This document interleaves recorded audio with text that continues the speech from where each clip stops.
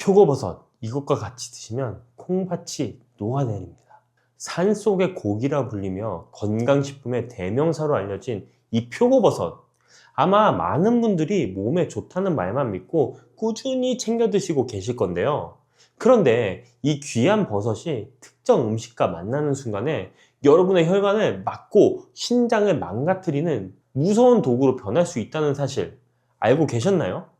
하지만 너무 걱정하지 마세요. 제대로만 드시면 표고버섯만큼 좋은 음식이 없습니다. 표고버섯에는 에리타데닌이라는 성분이 들어있어요. 이 성분은 혈액 속의 나쁜 콜레스테롤을 몸 밖으로 내보내고 혈관벽에 달라붙은 찌꺼기를 녹여내는 역할을 합니다. 쉽게 말해서 혈관 청소부예요. 미국 심장학회에서도 좋은 콜레스테롤은 높이고 나쁜 콜레스테롤은 낮추는 대표 식품으로 표고버섯을 꼽았을 정도입니다. 여기에 레티난이라는 항암 성분도 있습니다. 우리 몸에 면역세포를 깨워서 암세포와 싸우게 만드는 성분인데요. 실제로 표고버섯을 꾸준히 드시는 분들은 유방암 발병률이 57%나 낮아졌다는 연구 결과도 있습니다. 미국 식품의약국이 선정한 10대 항암 음식 중에 표고버섯이 들어간 이유가 바로 이 렌티난 때문입니다. 꾸준히 드신 분들은 2주쯤 지나면 아침에 얼굴 붓기가 줄어들고 한 달쯤 지나면 계단 오르내리는 게 한결 가벼워졌다고 하세요. 혈관이 깨끗해지니까 온몸 구석구석 피가 잘 도는 거예요. 그럼 이렇게 좋은 표고버섯 어떻게 드셔야 할까요? 이것만 기억하시면 됩니다. 먼저 표고버섯을 요리하기 전에 꼭 해주셔야 할 게 있습니다. 냄비에 물을 넉넉히 붓고 팔팔 끓으면 손질한 표고버섯을 넣고 2분만 데쳐주세요. 이렇게 한번 데쳐주는 것만으로도 퓨린 함량이 30%에서 60%까지 줄어듭니다. 퓨린이 뭐냐고요? 우리 몸에서 분해되면서 요산이라는 찌꺼기를 만들어내는 성분인데 이게 쌓이면 통풍이 오거나 신장에 무리가 갈 수 있거든요. 데친 물은 아깝다고 쓰시면 안 됩니다. 과감하게 싱크대에 버려주세요. 그 다음에 버섯을 찬물에 한번 헹궈주시면 됩니다. 이렇게 하면 퓨린은 빠지고 버섯살은 오히려 탱탱해져서 식감도 좋아집니다. 이렇게 깨끗해진 버섯을 가장 맛있게 드시는 방법은 들깨탕입니다. 물 800ml에 다시마 한 장 넣고 끓이다가 물이 팔팔 끓기 시작하면 5분 뒤에 이 데쳐둔 표고버섯을 넣어주세요. 거기서 5분을 더 끓인 다음 불을 약하게 줄이고 들깨가루를 듬뿍 넣어주시면 됩니다. 여기서 중요한 게 들깨가루는 꼭 마지막에 넣으셔야 됩니다. 처음부터 넣고 오래 끓이면 들깨의 좋은 기름 성분이 산패돼서 오히려 몸에 안 좋아집니다. 일주일에 2번, 3번 이 들깨탕 한 그릇이면 충분합니다. 그런데 이렇게 좋은 표고버섯도 잘못 드시면 제가 독이 된다고 했잖아요. 절대 같이 드시면 안 되는 조합이 딱 3가지 있는데 이 3가지만 조심하면 됩니다. 제가 지금부터 이 3가지를 알려드릴게요. 자, 첫 번째, 술과 내장 요리예요. 곱창이나 대창 같은 내장은 그 자체로 퓨린 덩어리인데 여기에 표고버섯까지 더해지면 요산이 폭발적으로 늘어납니다. 거기다가 술까지 드시면 신장이 요산을 내보내는 통로가 막혀버려요. 등산 다녀와서 막걸리 한 잔에 곱창 전골, 거기에 건강 챙긴다고 표고버섯 추가하시는 분들 많으시잖아요. 이 조합이 딱 최악입니다. 통풍 발작이 오거나 신장이 손상될 수 있으니까 절대 피해주세요. 둘째는 짭짤하게 조린 장조림입니다. 표고버섯 장조림이 밥 반찬으로 정말 맛있긴 하죠. 그런데 문제는 버섯이 간장물을 쭉 빨아들인다는 거예요. 나트륨이 한꺼번에 몸속으로 들어오면 우리 몸은 수분을 붙잡아 두려고 하고 혈액량이 늘어나면서 혈압이 올라갑니다. 이 압력을 신장이 고스란히 받아내야 하는데 마치 낡은 정수기 필터에 고압의 물을 밀어 넣는 것과 같아요. 드시더라도 국물은 절대 밥에 비비지 마시고 버섯만 건져 드세요. 자, 셋째, 생으로 드시는 겁니다. 산에서 갓 따온 싱싱한 표고버섯을 기름장에 찍어 드시는 분들 계시는데 이게 진짜 위험합니다. 버섯은 채소가 아니라 곰팡이의 일종인 균류거든요. 생으로 드시면 복통이나 설사를 일으킬 수 있고 심한 경우에는 온몸에 줄무늬 발진이 생기는 표고버섯 피부염이 올 수도 있습니다. 아무리 신선해도 반드시 익혀 드셔야 됩니다. 자, 반대로 표고버섯과 찰떡궁합의 음식들이 있는데요. 앞서 말씀드린 들깨 말고도 이 두 가지가 더 있습니다. 자, 첫 번째는 돼지고기 수육입니다. 듣기만 해도 정말 군침이 돌죠? 돼지고기는 단백질이 풍부해서 근육 유지에 좋은데 기름기가 걱정되시잖아요. 이때 표고버섯을 같이 드시면 버섯의 식이섬유가 장에서 지방을 붙잡아서 몸 밖으로 내보내줍니다. 단백질을 흡수하고 기름기는 빼는 거죠. 자, 다만 삼겹살처럼 불에 직접 굽지 마시고 물에 삶은 수육이나 찜으로 드셔야 됩니다. 찜기에 표고버섯을 깔고 그 위에 기름기 적은 앞다리살을 올려 써보세요. 고기 육즙이 버섯에 스며들면서 맛도 정말 좋습니다. 자, 또 하나는 미역입니다. 미역의 이 끈적끈적한 알긴산 성분이 몸속 중금속과 노폐물을 흡착해서 변으로 배출시켜 주거든요. 표고버섯이 혈관을 청소하는 동안에 미역이 장을 청소해 주는 거예요. 표고버섯 미역국 한 그릇이면 혈관과 장을 동시에 관리하실 수 있습니다. 다만 주의하셔야 할 사항이 있어요. 50세 이후에 여성분들이 특히 통풍 환자가 급증하고 있는데요. 폐경 전에는 여성 호르몬이 요산을 몸 밖으로 내보내는 걸 도와주거든요. 근데 폐경 이후에는 이 호르몬이 확 줄어드니까 요산 배출 능력도 같이 떨어지는 겁니다. 실제로 여성 통풍 환자의 80%에서 90%가 50세 이후에 발생해요. 그럴 때일수록 표고버섯을 잘 맞는 음식과 함께 드시면서 몸을 지켜야겠죠? 자, 제가 앞서 말씀드린 대로 데쳐서 퓨린을 빼고 들깨나 미역처럼 궁합 좋은 식재료와 함께 드시면 오히려 혈관 건강에 큰 도움이 된다고 말씀드렸어요. 다만 신장 기능이 많이 떨어지신 분들은 조금 더 신경 쓰셔야 됩니다. 표고버섯에는 칼륨도 들어있는데 신장이 안 좋으면 칼륨 배출이 잘 안 되시잖아요. 이런 분들은 데치기를 2번이 아니라 3번, 4번 해주시면 칼륨까지 싹 빠질 수 있습니다. 신장 아프신 분들은 꼭 이 부분을 유의하셔서 드시면 좋겠습니다. 자, 마지막으로 공복에는 드시지 마세요. 버섯의 식이섬유가 빈속에 들어가면 속이 쓰릴 수 있습니다. 식사 중간이나 식후에 드시는 게 가장 좋습니다. 혈관을 청소해주는 에리타데닌, 암 예방해주는 렌티난까지 정말 귀한 성분들이 많이 들어있는데요. 다만 어떻게 드시느냐가 중요합니다. 제가 데쳐서 드시라고 말씀드렸죠. 오늘 장 보실 때 표고버섯 한 봉지 한번 담아 보시고요.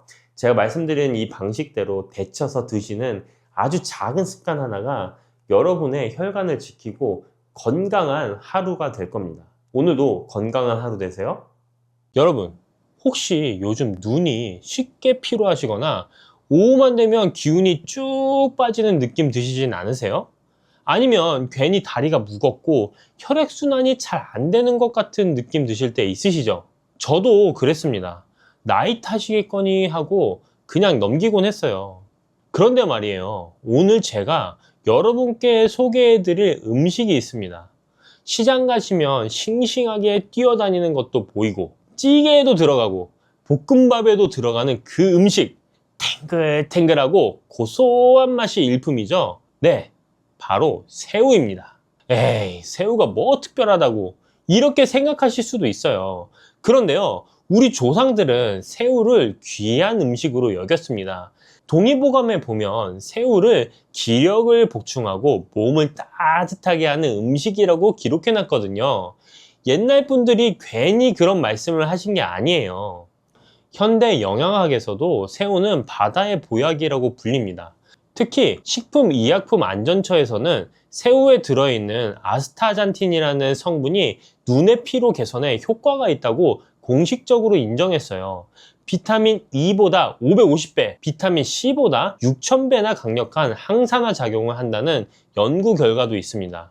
새우 한 마리에 이렇게 대단한 비밀이 숨어 있었던 거예요. 오늘은 이 탱글탱글한 보물, 새우에 대해서 제대로 한번 파헤쳐 보려고 합니다.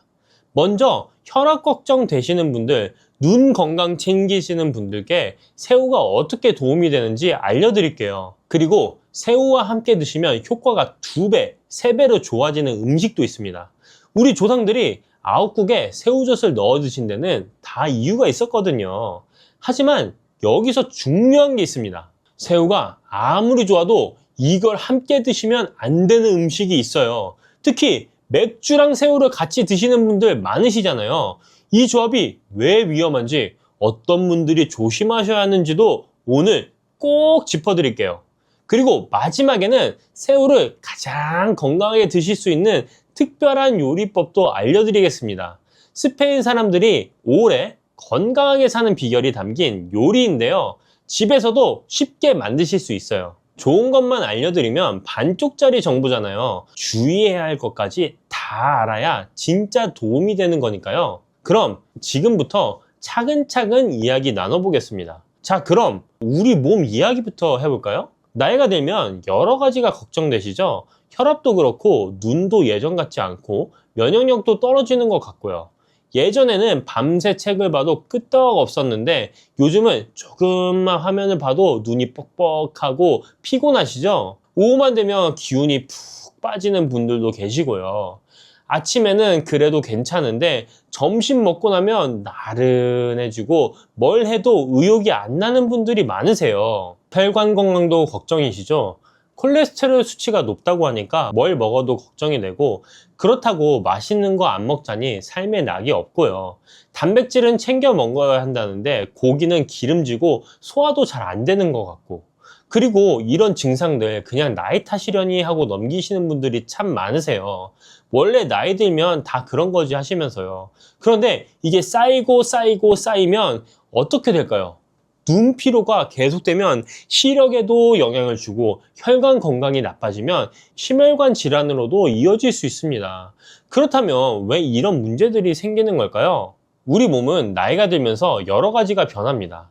혈관도 예전처럼 탄력이 좋지 않고 세포도 점점 노화가 진행되죠. 이건 자연스러운 현상이에요. 누구나 겪는 일입니다. 여기에 생활 습관이 더해지면 문제가 더 커집니다. 요즘 우리가 먹는 음식들, 기름지고 짠 것들이 많잖아요. 배달 음식도 많이 드시고 간편하게 드시려다 보니 영양 균형이 안 맞는 경우가 많습니다. 특히 단백질이 부족한 분들이 많으세요. 단백질이 부족하면 근육이 빠지고 면역력도 떨어지고 피로도 쉽게 느끼게 됩니다. 눈 건강도 마찬가지예요. 요즘은 스마트폰도 보시고 TV도 많이 보시잖아요. 이런 블루라이트에 계속 노출되면 눈이 쉽게 피로해지고 시력에도 영향을 줍니다. 그리고 활성산소라는 게 있습니다. 우리가 숨을 쉬고 에너지를 만드는 과정에서 자연스럽게 생기는 건데요. 이게 많아지면 세포를 손상시키고 노화를 촉진시킵니다. 나이가 들수록 이 활성산소를 없애는 능력이 떨어지거든요. 이런 복합적인 원인들이 하나 둘씩 쌓이면서 우리 몸에 부담을 주는 겁니다. 하루아침에 생긴 문제가 아니라 오랜 시간 조금씩 쌓여온 거예요. 해결책도 거창할 필요가 없습니다. 매일 조금씩 꾸준히 좋은 걸 드시면 됩니다. 그리고 좋은 것 중에 하나가 바로 오늘의 주인공 새우입니다. 새우에는 타우린, 아스타잔틴, 셀레늄 같은 성분들이 풍부하게 들어있거든요. 자, 이제 본격적으로 새우가 왜 좋은지 말씀드릴게요. 첫 번째, 심혈관 건강에 정말 좋습니다. 새우에는 타우린이라는 아미노산이 풍부하게 들어있어요. 이 타우린이 혈압을 조절하고 나쁜 콜레스테롤을 억제하고 좋은 콜레스테롤은 높여주는 역할을 합니다. 동맥경화나 심근경색 예방에 도움이 되는 거죠. 고혈압 있으신 분들께 특히 좋은 성분입니다. 두 번째, 눈 건강과 노화 방지에 탁월합니다. 새우를 삶으면 빨갛게 변하잖아요. 이 붉은색의 비밀이 바로 아스타잔틴입니다. 아까 말씀드렸듯이 비타민 E보다 550배, 비타민 C보다 6000배나 강력한 항산화 작용을 해요.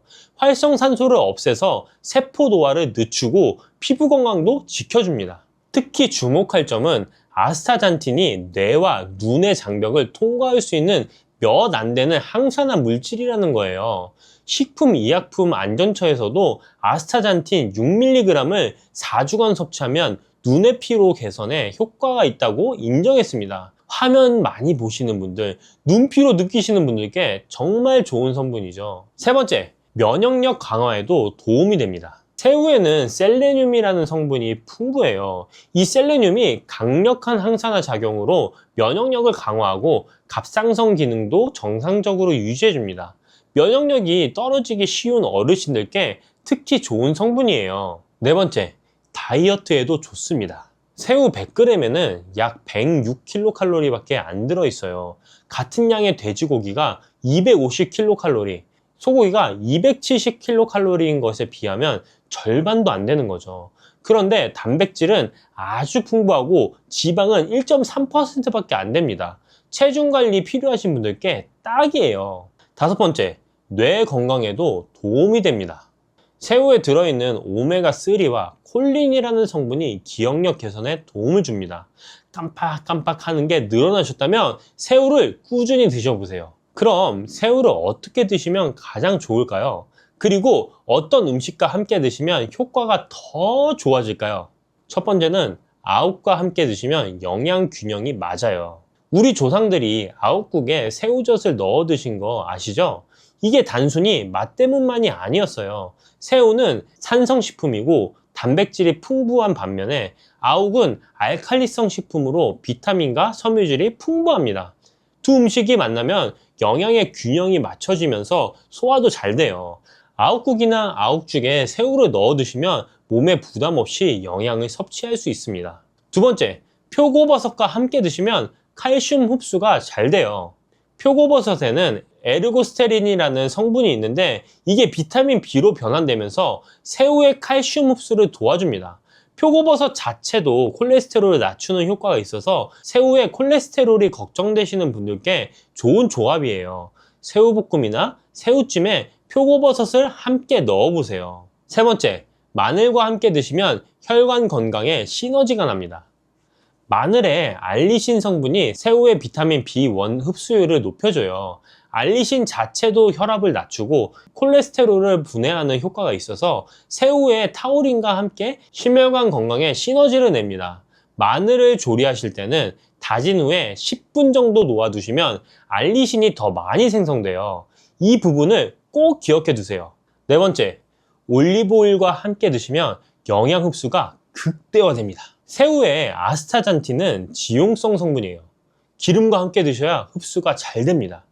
올리브 오일은 불포화 지방산이 풍부해서 콜레스테롤을 낮춰주고 폴리페놀이라는 항산화 성분도 들어있어요. 새우를 올리브 오일에 조리하면 아스타잔틴 흡수가 극대화되고 올리브 오일의 건강 효과까지 더해집니다. 다섯 번째, 완두콩과 함께 드시면 콜레스테롤 걱정을 덜 할 수 있어요. 완두콩의 식이섬유와 식물성 단백질이 콜레스테롤 흡수를 억제해줍니다. 새우볶음밥에 완두콩을 넣거나 새우 샐러드에 완두콩을 곁들이면 맛도 좋고 건강에도 좋습니다. 자, 여기까지 새우의 좋은 점을 말씀드렸는데요. 이제 중요한 주의사항을 말씀드려야겠습니다. 이 부분을 꼭 기억해 두셔야 돼요. 첫 번째, 갑각류 알레르기는 정말 조심하셔야 합니다. 이게 가장 중요한 부분이에요. 갑각류 알레르기는 아나필락시스의 가장 큰 원인입니다. 아나필락시스는 급격한 알레르기 반응으로 심하면 생명을 위협할 수 있어요. 특히 주의할 점은 성인이 되어서 갑자기 알레르기가 생기는 경우가 많다는 겁니다. 어렸을 때 새우를 잘 드셨더라도 나이가 들어 처음으로 알레르기 반응이 나타날 수도 있어요. 두드러기, 가려움, 얼굴이나 목 붓기, 호흡곤란 같은 증상이 30분 내에 나타나면 즉시 119에 전화하셔야 합니다. 두 번째, 맥주와 새우는 절대 함께 드시면 안 됩니다. 많은 분들이 맥주 안주로 새우를 즐기시는데 통풍 위험이 있는 분들에게는 최악의 조합이에요. 특히 새우 머리에는 퓨린이라는 물질이 많이 들어 있습니다. 이 퓨린이 체내에서 요산으로 변하는데 요산이 많아지면 관절에 쌓여서 극심한 통증을 일으키는 통풍이 생깁니다. 맥주의 알코올은 요산 배출을 방해하고 맥주 자체에도 퓨린이 들어있어요. 새우의 퓨린과 맥주의 퓨린, 그리고 요산 배출 방해까지 3중으로 통풍 위험을 높이는 거예요. 실제로 중국 칭다오 지역에서 통풍 환자가 가장 많은데 이 지역은 해산물과 맥주를 함께 즐기는 문화가 있다고 합니다. 세 번째, 콜레스테롤 걱정은 조리법에 달려 있어요. 새우에 콜레스테롤이 많아서 안 좋다는 말 들어보셨죠? 근데 미국 심장협회에서는 새우에 불포화 지방산이 많아서 콜레스테롤 걱정 없이 먹을 수 있다고 발표했어요. 한 연구에서는 하루 300g의 새우를 섭취했을 때 오히려 좋은 콜레스테롤이 12% 증가하고 중성지방이 13% 감소했다는 결과도 있습니다. 다만 조리법이 중요합니다. 새우 자체는 괜찮아도 튀김옷을 입혀서 기름에 튀기면 상황이 달라져요. 찌거나 삶아서 드시는 게 가장 건강한 방법입니다. 자, 네 번째. 신장 질환이 있으신 분들은 주치의와 상의하세요. 신장 기능이 저하되신 분들은 단백질과 인의 섭취를 제한해야 하는 경우가 많습니다. 새우는 단백질과 인 함량이 높으니까 반드시 담당 의사 선생님과 상의 후 섭취량을 결정하세요. 다섯 번째, 통풍 있으신 분들은 새우 머리를 꼭 제거하세요. 새우 머리에는 퓨린이 100g당 약 700mg이나 들어있어요. 해산물 중 가장 높은 수준입니다. 통풍 환자분은 새우 머리와 내장을 반드시 제거하고 소량만 드시고 맥주와는 절대 함께 드시지 마세요. 자, 이제 새우를 가장 건강하게 드실 수 있는 특별한 요리를 알려드릴게요. 아까 새우와 마늘, 새우와 올리브 오일의 조합이 얼마나 좋은지 말씀드렸잖아요. 이 세 가지를 한 번에 즐길 수 있는 요리가 있습니다. 바로 스페인의 전통 요리, 감바스 알 아히요예요. 감바스는 스페인어로 새우를, 아히요는 마늘을 뜻합니다. 올리브 오일에 마늘과 새우를 넣어서 낮은 온도에서 천천히 익히는 요리인데요. 이게 왜 건강에 좋은지 말씀드릴게요. 지중해 식단이라고 들어보셨죠? 유네스코 세계 무형문화유산에도 등재되어 있고 미국에서 수년간 최고의 건강 식단 1위를 차지한 식단이에요. 2018년 미국 의학협회지에 실린 연구에서는 26,000명을 12년간 추적한 결과 지중해식 식단을 따른 사람들이 심장병 위험이 최대 28% 감소했다고 합니다. 감바스는 바로 이 지중해식 식단의 핵심 요소들이 모두 담긴 요리예요. 새우의 아스타잔틴은 지용성이라 올리브오일과 함께 조리하면 흡수율이 극대화됩니다. 마늘의 알리신은 새우의 비타민 B1 흡수를 도와주고 혈관 건강에도 시너지를 내요. 그리고 낮은 온도에서 천천히 익히니까 마늘의 알리신과 올리브오일의 좋은 성분들이 최대한 보존됩니다. 고온에서 튀기는 것보다 훨씬 건강한 조리법인 거죠. 집에서 만드시는 방법 간단히 알려드릴게요. 새우 15마리에서 20마리 정도 준비하시고 마늘 10쪽 정도를 편으로 써세요. 이때 중요한 게 있어요. 마늘을 썬 다음에 10분 정도 그대로 두세요. 이 시간 동안 알리신이 생성됩니다. 바로 가열하면 알리신이 안 만들어지니까 이 과정을 꼭 지켜주세요. 작은 팬이나 뚝배기에 올리브오일 150ml 정도 붓고 약한 불에서 마늘을 넣어 향을 내세요. 마늘이 노릇해지면 새우를 넣고 색이 변할 때까지 익히시면 됩니다. 과하게 익히면 질겨지니까 적당히 익으면 불을 끄세요. 소금과 후추로 간하시고 파슬리 뿌려서 드시면 됩니다. 고혈압이 있으신 분들은 소금 대신 레몬즙이나 허브로 간하시면 돼요. 마늘과 올리브 오일 풍미가 충분해서 소금이 적어도 맛있습니다. 통풍 있으신 분들은 새우 머리를 완전히 제거하고 드세요. 그런데 이런 조리법이 번거로우시거나 하기에 좀 어려우신 분들이 있습니다. 그분들을 위해서 제가 제품 하나를 추천해 드리겠습니다. 이 감바스 조리 방법이 좀 어렵고 재료 손질하기가 좀 쉽지 않을 수 있어요. 설명란 더보기를 클릭하시면 확인이 가능하신데요. 재료 손질하시기 좀 까다로우시거나 좀 번거로우신 분들은 이 밀키트를 사용해서 드셔보시는 것도 좋을 것 같습니다. 새우는 정말 바다가 선물한 보약입니다. 타우린이 혈압을 조절하고 혈관 건강을 지켜주고 아스타잔틴이 눈 피로를 풀어주고 노화를 늦춰줍니다.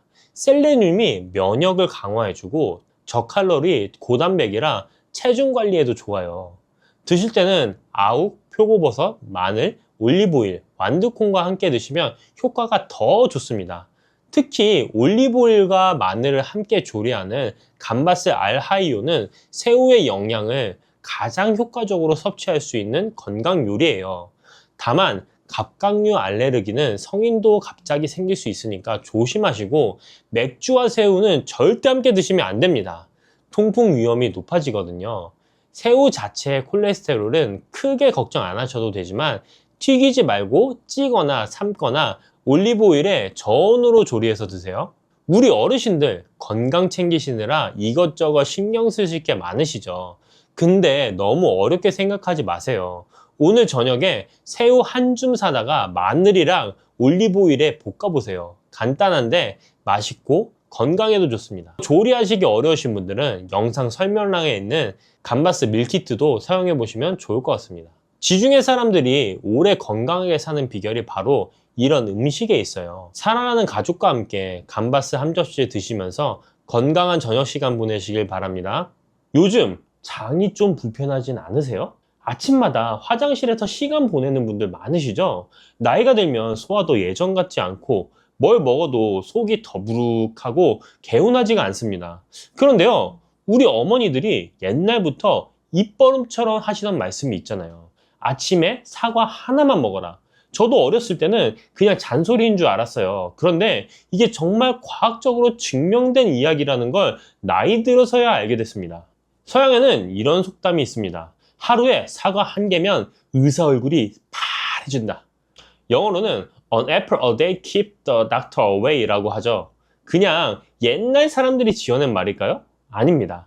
미국 플로리다 주립대학교 연구팀의 결과에 따르면 매일 사과를 꾸준히 섭취한 여성은 그렇지 않은 여성보다 심장마비나 뇌졸중 위험이 무려 37%나 낮았다고 합니다. 그러니까 의사가 정말로 싫어할 만한 과일인 거죠. 오늘은 이 평범해 보이는 사과가 어떻게 우리 몸을 지켜주는지 그 비밀을 하나하나 풀어드리려고 합니다. 사과 좋다는 건 다들 아시잖아요. 그런데 어떻게 먹어야 제대로 효과를 보는지, 또 어떤 음식이랑 같이 먹으면 보약이 되고 어떤 음식이랑 먹으면 오히려 탈이 나는지 이건 잘 모르시는 분들이 많습니다. 오늘 저와 함께 알아볼 내용은요, 사과가 우리 몸에 주는 놀라운 효능들, 특히 시니어분들께 꼭 필요한 효능부터 시작해서 사과랑 같이 먹으면 효과가 배가 되는 황금 조합도 알려드릴 겁니다. 그리고 여기서 중요한 건데요, 무심코 같이 드셨다가 오히려 속을 망칠 수도 있는 조합도 있어요. 이 부분 꼭 알고 계셔야 합니다. 위장이 약하신 분들, 또 당뇨가 있으신 분들은 사과를 어떻게 드셔야 하는지 안전하고 맛있게 즐기는 방법까지 순서대로 짚어드릴게요. 나이가 들면 참 여러 가지가 불편해집니다. 예전엔 뭘 먹어도 거뜬했는데 요즘은 조금만 과식해도 속이 더부룩하고 변비도 잦아지고요. 아침마다 화장실에서 한참을 앉아있다 나오시는 분들도 계시죠. 장이 불편하면 하루 종일 개운하진 않습니다. 배에 가스가 차고 뭔가 막힌 것 같은 느낌, 외출하기도 꺼려지고 괜히 움직이기도 싫어지죠. 그냥 나이 탓이겠거니 하고 넘기기 쉬운데요, 이게 계속되면 문제가 커집니다. 변비가 만성이 되면 장 건강만 나빠지는 게 아니에요. 온몸에 독소가 쌓이고 피부도 푸석해지고 면역력도 떨어집니다. 심하면 대장 질환으로 이어질 수도 있고요. 혈압이나 혈관 건강도 마찬가지입니다. 나트륨을 많이 섭취하는 우리나라 식단 특성상 혈압 관리가 쉽지 않으시잖아요. 짜게 먹는 습관이 쌓이고 쌓여서 결국 고혈압, 심장질환으로 발전하는 경우가 많습니다. 그렇다면 왜 이런 문제들이 생기는 걸까요? 우리 몸은 나이가 들면서 자연스럽게 기능이 떨어집니다. 장 운동도 느려지고 소화 효소 분비도 줄어들어요. 젊을 때처럼 뭘 먹어도 쭉쭉 내려가던 그 시절이 아닌 거죠.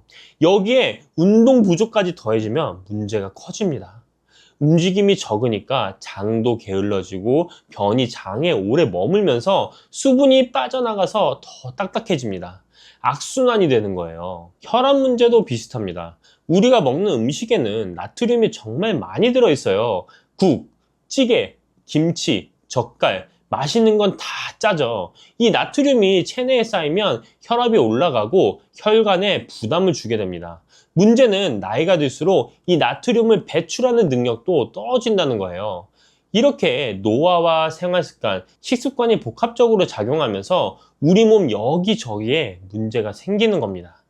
그런데요, 이런 문제들을 한 번에 도와줄 수 있는 과일이 있습니다. 바로 사과예요. 사과에는 펙틴이라는 식이섬유와 칼륨, 그리고 폴리페놀 같은 항산화 물질이 풍부하거든요. 사과가 왜 몸에 좋은지 하나씩 자세히 말씀드릴게요. 첫 번째는 장 건강입니다. 사과에는 펙틴이라는 수용성 식이섬유가 풍부해요. 이 펙틴은 장을 약산성으로 유지해주면서 나쁜 균의 증식을 막아줍니다. 장내 유익균은 늘리고 유해균은 억제하는 거죠. 변비로 고생하시는 분들께 사과가 좋은 이유가 바로 여기 있습니다. 장 운동을 규칙적으로 만들어주고 변을 부드럽게 해서 배변을 수월하게 도와줘요. 그런데 여기서 중요한 게 있어요. 이 펙틴은 사과 껍질 바로 아래 가장 많이 들어 있습니다. 그래서 사과는 깨끗이 씻어서 껍질째 드시는 게 좋아요. 두 번째, 혈압 관리입니다. 사과에 들어있는 칼륨 성분이 체내 나트륨 배출을 도와줍니다. 우리가 짜게 먹은 음식들, 그 염분을 몸 밖으로 빼주는 거예요. 한국식품영양과학회의 연구에 따르면 사과에 함유된 칼륨은 다른 과일에 비해 상당히 높은 수준이라고 합니다. 혈압이 걱정되시는 분들께 사과가 좋은 이유죠. 세 번째, 심혈관 건강입니다. 앞서 말씀드린 플로리다 주립대학교 연구팀의 결과 기억나시죠? 매일 말린 사과 약 75g, 사과 3개 정도 분량을 꾸준히 드신 여성들이 심장마비나 뇌졸중 위험을 37%나 낮춰뒀다는 그 연구요. 사과 속 폴리페놀과 펙틴이 나쁜 콜레스테롤을 낮추고 혈관을 깨끗하게 유지해주기 때문입니다. 네 번째는 당뇨 예방입니다. 사과가 달아서 당뇨에 안 좋을 것 같다고 생각하잖아요. 그렇지 않습니다. 여러 연구에 따르면 사과에 들어있는 폴리페놀 덕분에 제2형 당뇨병 위험이 18%나 감소했다고 해요. 일주일에 한 번만 사과를 드셔도 위험이 3% 줄어든다는 연구 결과도 있습니다. 사과는 달콤하지만 칼로리가 낮아요. 100g당 56칼로리밖에 안 됩니다. 당뇨 환자분들께도 부담이 적은 과일인 거죠. 다섯 번째, 암 예방 효과입니다. 사과의 붉은 껍질에는 안토시아닌이라는 항산화 물질이 들어있어요. 이 성분이 활성산소로부터 세포를 보호하고 종양의 확산을 억제하는 효과가 있습니다. 특히 대장암 예방에 좋다고 알려져 있는데요. 사과의 펙틴이 대장암을 예방하는 유익한 지방산을 증가시키기 때문입니다. 여섯 번째로 폐 건강입니다. 담배 피우시는 분들, 또 미세먼지 많은 요즘 공기가 걱정되시는 분들께 좋은 소식이에요. 영국의 킹스 대학과 사우스햄튼 대학교 연구 자료에 따르면 일주일에 사과를 2개 정도 드신 분들이 천식 발생 위험을 22에서 23%나 낮출 수 있다고 합니다. 사과에 들어있는 케르세틴 성분이 폐 기능을 강화시켜주기 때문이에요. 일곱 번째, 치매 예방입니다. 사과를 씹어 먹으면 안면 근육 운동이 많아지면서 뇌로 가는 혈류량이 증가해요. 게다가 사과 속 케르세틴이 산화 스트레스로부터 뇌를 보호해줍니다. 서양에서 사과를 자연의 칫솔이라고 부르는 것도 이런 이유 때문이에요. 잘 씹어 먹으면 타액 분비도 늘어나고 구강 건강에도 좋고 뇌 건강에도 좋은 거죠. 이렇게 좋은 효과를 제대로 보려면 사과를 어떻게 드시느냐가 중요합니다. 먼저 드시는 시간이 중요해요. 장 운동이 가장 활발한 아침 식전에 사과를 드시면 효과가 좋습니다. 빈속에 사과 반쪽 정도 드시면 하루 장 활동이 훨씬 편안해지실 거예요. 적정량은 하루에 사과 한두 개, 약 200에서 400g 정도입니다. 많이 드신다고 무조건 좋은 게 아니에요. 적당히가 중요합니다. 그리고 껍질째 드시는 게 좋다고 말씀드렸죠? 농약이 걱정되시면 흐르는 물에 깨끗이 씻어주시고요. 베이킹소다를 푼 물에 담갔다가 헹궈주시면 더 안심이 됩니다. 자, 이제 사과랑 같이 먹으면 효과가 배가 되는 황금 조합을 알려드릴게요. 첫 번째는 사과와 견과류입니다. 사과의 부족한 단백질과 건강한 지방을 견과류가 채워줘요. 사과의 비타민 C와 견과류의 비타민 E가 함께 작용해서 항산화 효과도 더 강해집니다. 간식으로 사과 깍둑 썰기해서 호두나 아몬드랑 같이 드셔보세요. 두 번째, 사과와 꿀입니다. 사과를 쪄서 꿀을 뿌려 드시면 위장도 편해지고 장내 유익균도 늘어납니다. 몸속에 쌓인 독소를 제거하는 데도 도움이 돼요. 특히 위장이 약하신 분들께 추천드립니다. 세 번째, 사과와 요거트입니다. 사과의 식이섬유와 요거트의 프로바이오틱스가 만나면 장 건강에 시너지 효과가 납니다. 아침에 플레인 요거트에 사과 갈아 넣어서 드시면 소화도 잘 되고 든든해요. 네 번째, 의외의 조합인데요. 사과와 돼지고기입니다. 돼지고기? 돼지고기 드실 때 사과를 곁들이시면 정말 좋습니다. 돼지고기는 새우젓이나 소금과 함께 드시거나 염분 섭취가 많아지기 쉬운데 사과의 칼륨이 이 염분 배출을 도와줍니다. 돼지고기의 찬 성질을 사과의 따뜻한 성질이 보완해주기도 하고요. 다섯 번째, 사과와 당근입니다. 사과 당근 주스 많이 드시죠? 사과의 달콤 새콤한 맛이 당근 특유의 향을 잡아주고 비타민 A, C, 칼륨, 식이섬유를 한 번에 섭취할 수 있어서 디톡스 효과가 탁월합니다.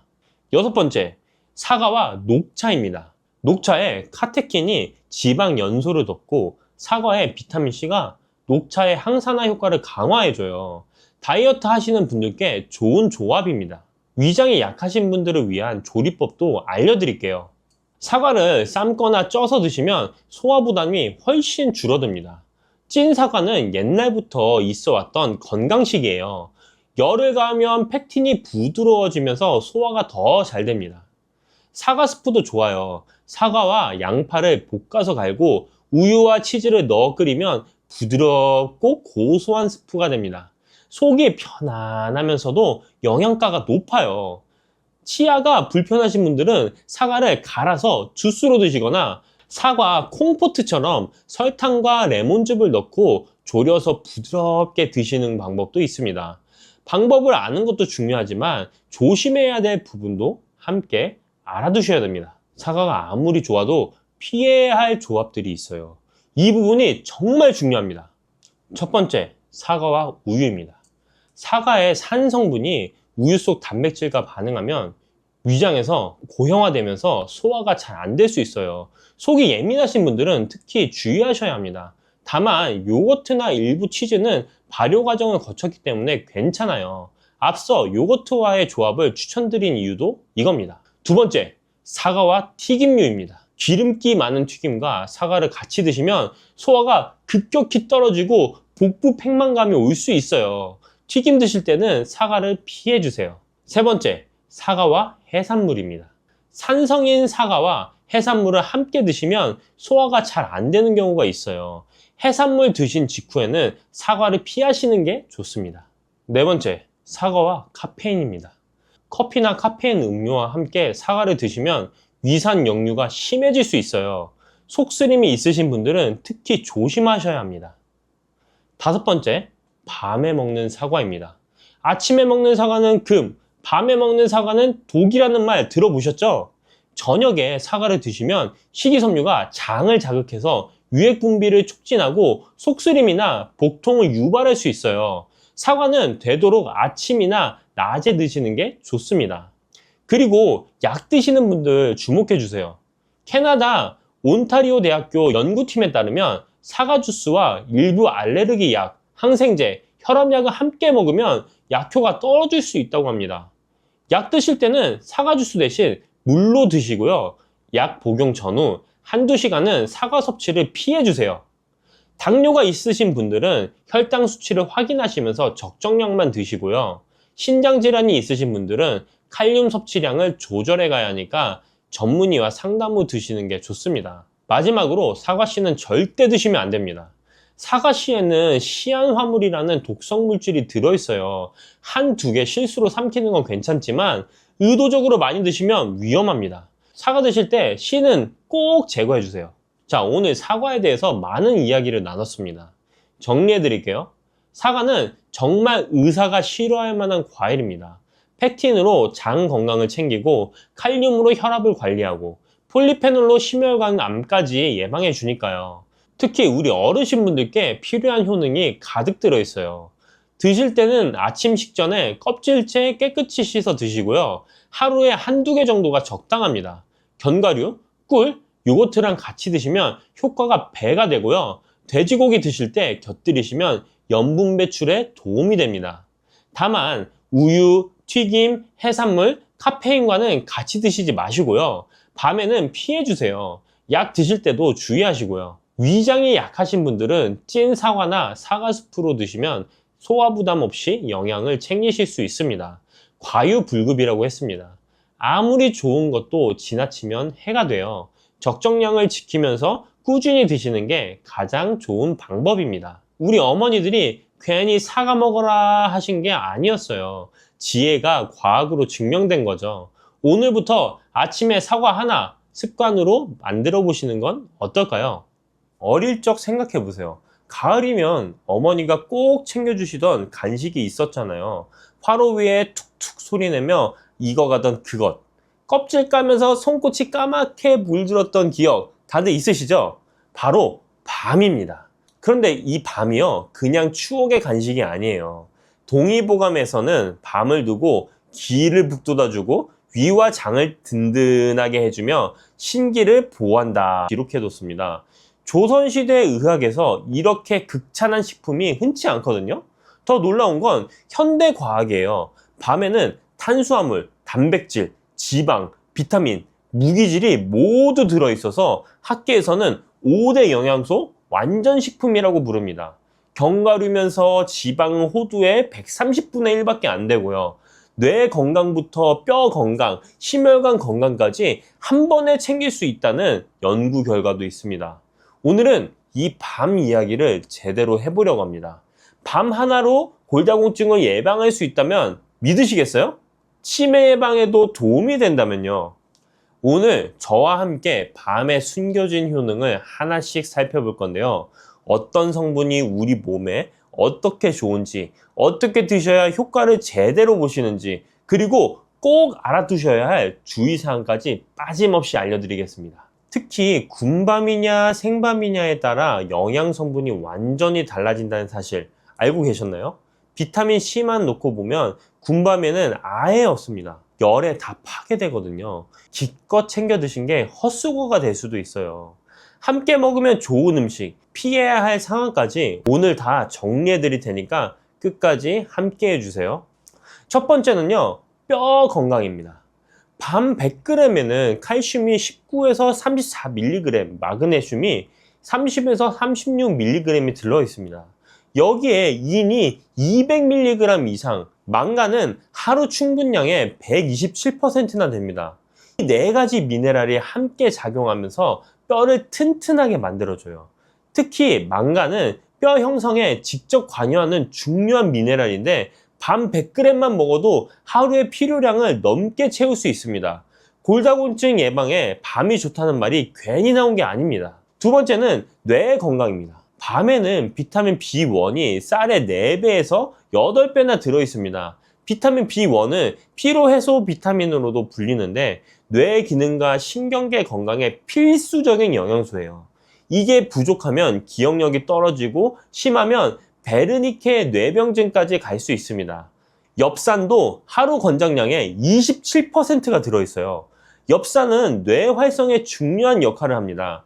여기에 폴리페놀이라는 항산화 성분은 혈액과 뇌 장벽을 통과해서 뇌를 직접 보호합니다. 알츠하이머병 발병을 늦추는 효과가 있다는 연구 결과도 있습니다. 세 번째, 심혈관 건강입니다. 밤에 들어있는 갈산과 엘라그라산이라는 성분이 있는데요. 연구에 따르면 이 성분들이 심장병 위험을 27%, 뇌졸중 위험을 24% 감소시킨다고 합니다.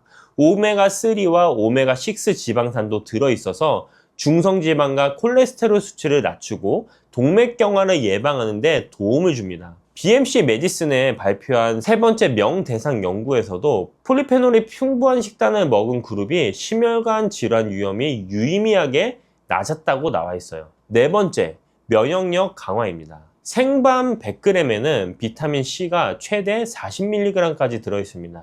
생밤 10개 정도면 하루 비타민 C 필요량을 채울 수 있어요. 비타민 C는 면역력 강화에 필수적인 영양소인데요. 여기에 비타민 B6도 하루 권장량의 33%가 들어있어서 세균과 바이러스로부터 몸을 보호하는 데 도움을 줍니다. 다섯 번째, 소화 건강입니다. 밤은 다른 견과류와 달리 지방 함량이 0.5g 밖에 안 됩니다. 호두가 65g, 아몬드가 50g인 것과 비교하면 압도적으로 낮죠. 그래서 위장이 약한 분들도 부담 없이 드실 수 있습니다. 동의보감에서도 배탈이나 설사가 있을 때 군밤을 천천히 씹어 먹으면 효험이 있다고 기록해뒀습니다. 밤이 천연지사제 역할을 하는 거예요. 여섯 번째로 피로 회복입니다. 비타민 B1이 풍부해서 에너지 생성을 촉진하고 근육에 젖산이 쌓이는 것을 막아줍니다. 쉽게 지치시는 분들에게 밤이 좋은 이유가 여기에 있어요. 이 정도면 밤이 왜 완전 영양식품이라고 불리는지 이해가 되시나요? 그런데 이런 효과를 제대로 보려면 어떻게 드시느냐가 중요합니다. 이 밤을 어떻게 드셔야 효과를 제대로 보실 수 있는지 알려드릴게요. 먼저 조리법에 따른 차이를 아셔야 합니다. 비타민C 섭취가 목적이라면 생밤이나 삶은 밤을 드세요. 군밤은 높은 열로 굽는 과정에서 비타민C가 전부 파괴됩니다. 반면 삶은 밤은 비타민C가 그대로 보존돼요. 그런데 군밤이 나쁜 건 아닙니다. 군밤은 단맛이 56%더 강해지고 오메가3는 33%, 식이섬유는 38%나 더 많아져요. 목적에 따라 선택하시면 됩니다. 본초 강목에서는 밥 먹는 방법에 대해 이렇게 기록했어요. 생으로 먹는 게 가장 좋고 그 다음이 구워서 먹는 것, 그 다음이 익혀 먹는 것, 찌는 건 가장 덜 좋다고요. 구울 때는 속까지 완전히 익히지 말고 절반 정도만 익혀야 좋다고 했습니다. 섭취량은 하루 5개에서 6개가 적당합니다. 옛 속담에 밤 3톨만 먹으면 보약이 따로 없다는 말이 있을 정도예요. 소량으로도 충분한 효과를 볼 수 있으니까 욕심내지 마시고 적당히 드세요. 섭취 타이밍도 중요합니다. 아침이나 점심 때 드시는 게 좋아요. 저녁 늦게 드시면 소화에 부담이 갈 수 있거든요. 공복보다는 식후에 간식처럼 드시는 걸 추천드립니다. 함께 먹으면 좋은 음식도 있습니다. 단백질이 필요하시면 두부와 함께 드시고요. 밤밥을 지을 때 두부요리를 곁들이면 영양 균형이 좋아집니다. 시금치나 미역 같은 철분이 풍부한 음식과 함께 드시면 빈혈 예방에도 도움이 되고요. 보관법도 알아두시면 좋습니다. 생밤은 냉장 보관하시고 가급적 빨리 드시는 게 좋습니다. 오래 두면 벌레가 생기거나 맛이 변할 수 있거든요. 장기 보관하시려면 삶아서 냉동하시면 됩니다. 이거는 활용법도 다양합니다. 밤밥, 밤죽, 밤조림 같은 전통 음식도 좋고 샐러드에 넣어 드셔도 맛있어요. 치아가 불편하신 분들은 밤죽이나 밤스프 형태로 드시면 부담이 적습니다. 술 드시는 분들께는 생밤을 안주로 추천드립니다. 생밤의 비타민C가 아세트알데히드 생성을 억제하고 알코올 산화를 촉진해서 숙취 해소에도 도움이 됩니다. 단, 군밤은 비타민C가 없으니까 숙취 해소 효과를 기대하기 어렵습니다. 이렇게 좋은 밤이지만 주의하셔야 할 부분도 있습니다. 이 부분은 꼭 기억해 주세요. 첫 번째, 당뇨 환자분들은 섭취량을 조절하셔야 합니다. 밤에는 탄수화물 함량이 33에서 37%로 꽤 높아요. 혈당 부하 지수도 58로 고혈당 부하 식품에 해당됩니다. 몸에 좋다고 많이 드시면 혈당이 급격히 올라갈 수 있으니까 반드시 적정량만 드시길 바랍니다. 두 번째, 신장 질환이 있으신 분들도 주의가 필요합니다. 밤에는 칼륨이 100g당 439에서 592mg이나 들어있어요. 건강한 분들에게는 노폐물 배출에 도움이 되지만 신장 기능이 저하된 분들은 고칼륨 혈증 위험이 있습니다. 드시기 전에 담당 의사 선생님과 상담하시는 게 좋습니다. 세 번째로는 알레르기 반응이 나타날 수 있습니다. 밤 알레르기가 있으신 분들은 가려움증, 발진, 두드러기, 심하면 호흡 곤란까지 올 수 있어요. 특히 꽃가루 알레르기가 있으신 분들 중에 약 15%가 밤 알레르기를 함께 가지고 있다는 연구 결과도 있습니다. 재밌는 건 생밤에는 알레르기 반응이 있어도 삶거나 구운 밤은 괜찮은 경우가 있다는 거예요. 열 처리 과정에서 알레르기를 유발하는 단백질이 변성되기 때문입니다.